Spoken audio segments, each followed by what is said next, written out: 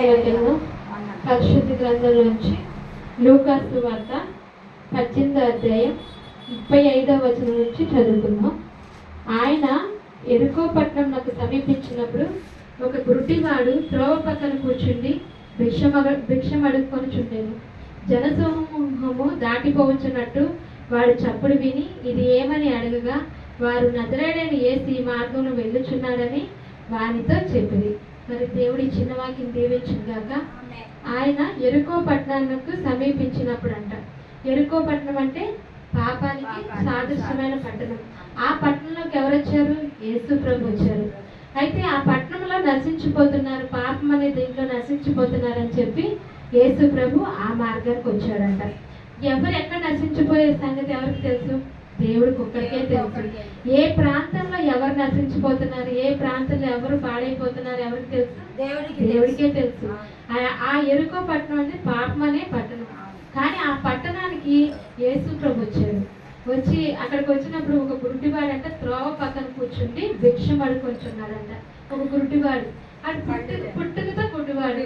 ఆయన కూర్చొని భిక్షం అడుక్కుంటూ ఉన్నాడు. యేసు ప్రభు ఆ త్రోవలో వెళ్తున్నాడు.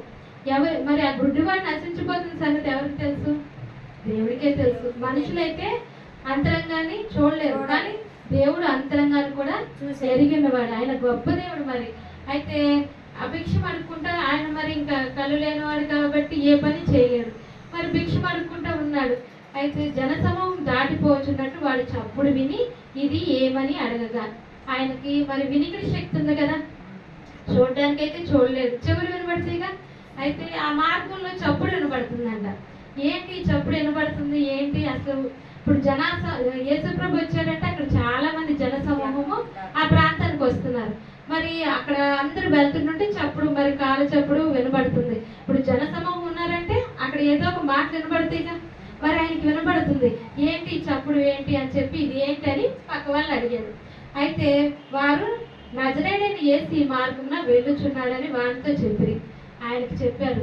పక్కన వాళ్ళు ఏం చెప్పారంటే నజరేయుడైన యేసు ప్రభు ఈ మార్గాన వెళ్తున్నాడు అని చెప్పారంట.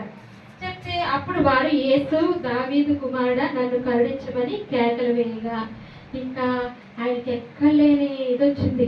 యేసు ప్రభు స్వస్థపరిచే దేవుడు. మరి ఆయన ఏం చేశాడంటే యేసు దావీదు కుమారుడా నన్ను కరుణించయ్యా అని అడుగుతున్నాడు. కరుణించని బతిమాలుకుంటున్నాడు. కరుణించమంటే బతిమాలుకోవడమే కదా. ఆయన అయ్యా కరుణించయ్యా. ఇప్పుడు మనకి లేని పరిస్థితిలో మరి ఎవరి దగ్గరికి ఏదైనా వెళ్ళినప్పుడు మనం ఏం చేస్తాం? బతిలాడి అడుగుతాం. అలాగే దేవుడిని ఇక్కడ ఏం చేస్తున్నాడు? కరుణించయ్యా అని అడుగుతున్నాడు. కేకలు వేస్తున్నాడంట. గట్టిగా కేకలు వేస్తున్నాడు. అయ్యా నన్ను కరుణించయ్యా, నన్ను కాపాడయ్యా అని కేకలు వేస్తే అడుగుతున్నాడంట. ఊరకుండమని ముందరు నడుచుకున్నవారు వాడిని గర్తించరు, కానీ వాడు మరీ ఎక్కువగా దావీదు కుమారుడా నన్ను కరుణించమని కేకలు వేశారు. పక్కన ఉన్న వాళ్ళంట ఊరుకో, ఎందుకు అరుస్తున్నావు అని అంటున్నారు. కానీ ఆ బాధ ఎవరికి తెలుసు? కళ్ళు లేని బాధ ఎవరికి తెలుసు? ఆయనకి తెలుసు. పక్కన వాళ్ళకి తెలియదుగా. మనం పడుతున్న బాధ మనకే తెలుసు. కానీ అక్కడ మరి పక్కన ఉన్న వాళ్ళు అంటారు, ఊరుకో, ఏంటి అలా మాట్లాడుతున్నావు, అలా చేస్తున్నావు అని అంటారు. కానీ వాళ్ళకి మన పరిస్థితి తెలియదు. కానీ ఇక్కడ వీళ్ళందరూ ఊరుకు అంటే ఆయన ఇంకా కేకలేస్తున్నారు, ఇంకా గట్టిగా కేకలేస్తున్నారు. ఇంకా అయ్యా దావీదు కుమారుడు నన్ను ఎక్కడైతే దేవుడు వెళ్ళిపోతాడేమో, దేవుడు నా దగ్గర నుంచి దాటి వెళ్ళిపోతాడేమో, దాటి వెళ్ళిపోతే ఆయనకి ఇంకా సమస్య అనేది తీరుతుంది. అదే ఆయన వచ్చి స్వస్థపరిచాడు అనుకో, ఆయనకి కళ్ళు వస్తాయిగా. మనం కూడా మనకి ప్రతి ఏదైనా ఒక సమస్య తీరాలన్నప్పుడు మనం ఏం చేయాలి? యేసు ప్రభుని మనం అడగాలి. ఇప్పుడు ఈయన ఎట్లాగైతే గట్టిగా కేకలేసి అడుగుతున్నాడో మనం కూడా మనం హృదయం పగిలిపోయినట్లుగా దేవుడిని మనం బతిలాడి అడగాలి. మనకి ఏ సమస్య వచ్చినా సరే. ఈయనకి ఏ సమస్య? గుడ్డివాడు. కానీ మనకు ఆత్మీయ గుడ్డితనం ఉంటుంది. ఆత్మీయ గుడ్డితనం పోవాలంటే మనం ఏం చేయాలి? దావీదు కుమారుడైన యేసు ప్రభుని మనం కూడా అడగాలి. ఆత్మీయ గుడ్డితనం, ఆయన పుట్టుకతో గుడ్డివాడు, కానీ మనము ఆత్మీయంగా గుడ్డిగా ఉన్నాం. దేవుడిని చూడలేకపోతున్నాము.